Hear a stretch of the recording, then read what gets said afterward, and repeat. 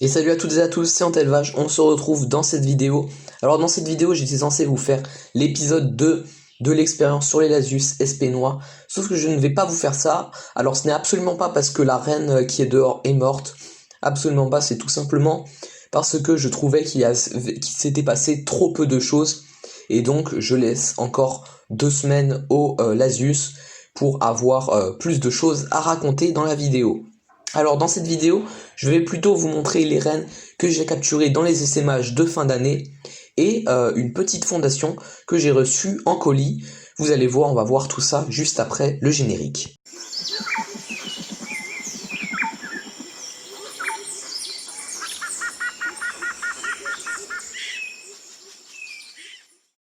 Et donc nous voilà devant ma mini glacière à diapose. C'est dedans que je mets mes espèces de fourmis qui sont en tube en diapose. Alors normalement elle est dans mon garage pour être au frais, mais là je l'ai ramenée à l'intérieur vite fait pour vous faire la vidéo. Alors au thermomètre, j'avais mesuré 11 degrés tout à l'heure, ce qui est une température assez bonne pour ce début de diapose. Alors je vais de suite vous l'ouvrir.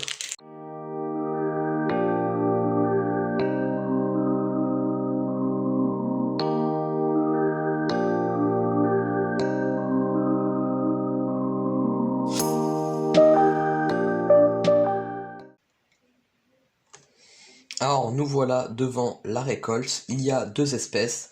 Dans les trois premiers tubes, ce sont des Lasius SP jaunes, et dans les trois derniers, des Solenopsis fugax.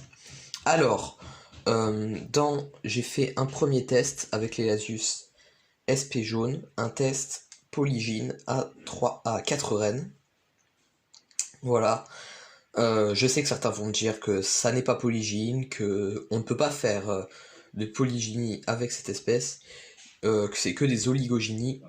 Mais bon, ça ne personne n'a vraiment réussi à démontrer que c'était polygyne, personne n'a vraiment réussi à démontrer que ça ne l'était pas. Donc je fais mon test polygyne, et de l'autre côté, j'ai tout de même deux tests avec des monogynes pour pouvoir rattraper le coup si ça ne marche pas. Alors à côté, j'ai donc des Solenopsis fugax. Comme d'habitude, un petit test monogyne, voilà. Et Solenopsis fugax étant la polygynie de Solenopsis fugax étant plus acceptée dans l'élevage de fourmis, j'ai tenté deux polygynies, une à 3 rennes et une autre bien plus grosse ici à 6 rennes. Alors, ce sont des espèces qui essaiment en fin d'année, c'est pourquoi je les mets directement dans cette caisse à diapose. Les espèces qui essaiment en fin d'année, en général, il faut les mettre en diapose avant la ponte. Alors, cependant, j'ai des petits problèmes en général avec ce genre d'espèces. Voilà, c'est pas la première fois. Si vous me suivez, vous savez que c'est pas la première fois que je capture des rennes de Lasius SP jaune et de Solenopsis fugax. Mais en général, elles meurent pendant la diapose, je n'arrive pas à les faire tenir. Alors je m'étais déjà posé plusieurs questions. Est-ce qu'il faudrait notamment les nourrir pendant la diapose? C'est quand même 3 mois sans manger avant d'entamer une fondation, c'est quand même peut-être compliqué. À voir, dites-moi ce que vous en pensez. Et maintenant, on va entamer avec l'espèce que j'ai reçue en colis. Et voici la fondation que j'ai reçue en colis. Il s'agit d'une fondation de Mesor Structor.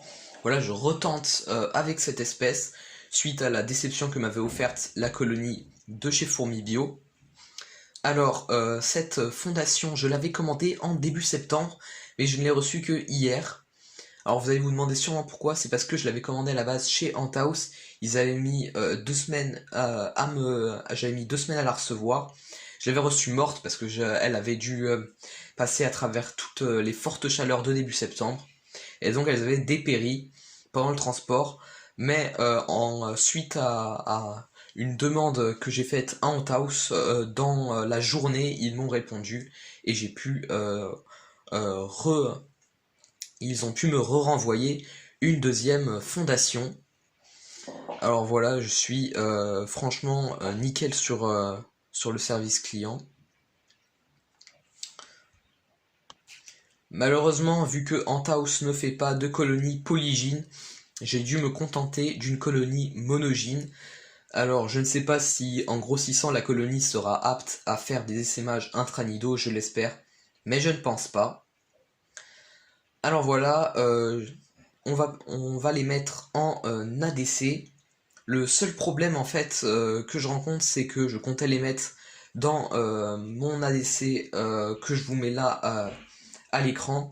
Le problème c'est que cet ADC, ben, comme l'avais observé grâce à l'aide des gens du Discord, en fait, la fine couche de plâtre en poudre qu'on peut trouver dans cet ADC, ben, elle est mortelle pour les fourmis. Donc je vais devoir refaire l'ADC, mais le temps que je puisse la refaire et que tous les vapeurs toxiques du plâtre disparaissent, je vais les mettre pendant une semaine dans cette boîte, bon, que je vous montre à l'écran. Elle n'est pas bien décorée, mais ça n'est que temporaire. Bon bah voilà, la vidéo touche à sa fin. Si elle t'a plu, tu peux la liker, la commenter et la partager. Sinon, tu peux visionner d'autres de mes vidéos qui s'affichent à l'écran et t'abonner à la chaîne pour me soutenir en n'oubliant pas d'activer la cloche des notifications pour rester informé de chaque vidéo que je poste un dimanche sur deux. Et sinon, je te dis ciao et à une prochaine vidéo.